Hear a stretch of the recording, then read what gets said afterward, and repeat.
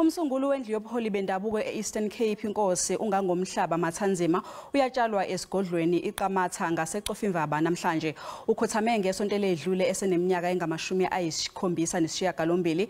Khathi ekhothama wayengusihlalo wenhlangano yokuvuselela isimilo iMoral Regeneratin Movement engaphansi kwehhovisi likaNdunankulu. Uhlonishwe ngomncwabo osezingeni likahulumeni wesifundazwe.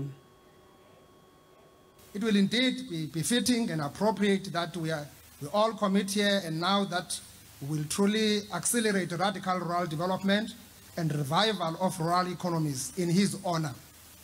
Ndivumela wena ke Nkosi umvulehlobo kokuba izinto ebezilandela nebezithetha nami ndinetyala apha le computer lab yalapha kwesisikolo salapha kulelali ekusafuneka ndibuyile and besiloko sithetha ngayo ba sisakhangela amacebo azawusenzela lulu ba esasikolo siyifumane lonto ndisama ke apha ndithembisa uba iza kwenzeka nezinye izinto nawe ubuzithetha apha.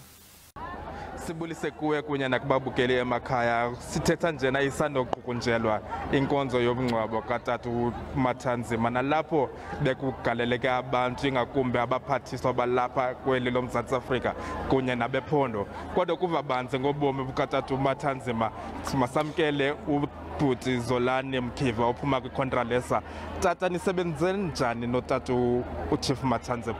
Sisebenze kakuhle kakhulu neliqala ninobulali nobugcisa nobulumko sinika umkhombandlela wendlela eyiyo yokusebenzisana kwenkosi nabantu bazo eqinisekisa into kubana inkosi ziyazilahlela ziyazinikezela emsebenzini wothatha izidingo nezidingo nqangi zabantu zizise eburhulumenteni.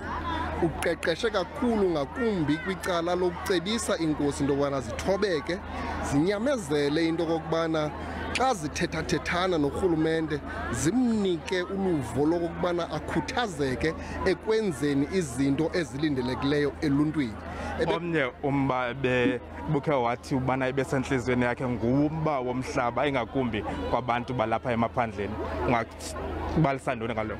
Uba uNgangomhlaba ebenenkolelo yento kokubana umhlaba wabantu belilizwe mawubuyiselwe kubo engaphelelanga kuloo nto esithi wawube umhlaba ubuyiselwe ebantwini.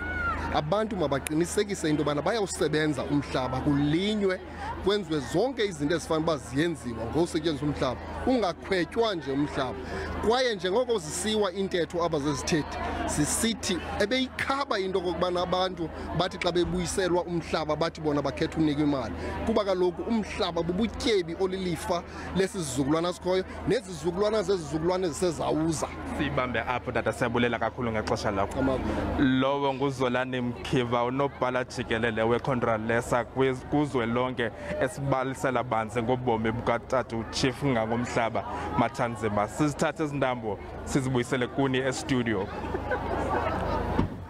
Uabongile ubesibikela esigodlweni iQamata lapho kuqhubeka khona inkonzo yomncwabo wenkosi uNgangomhlaba Matanzima.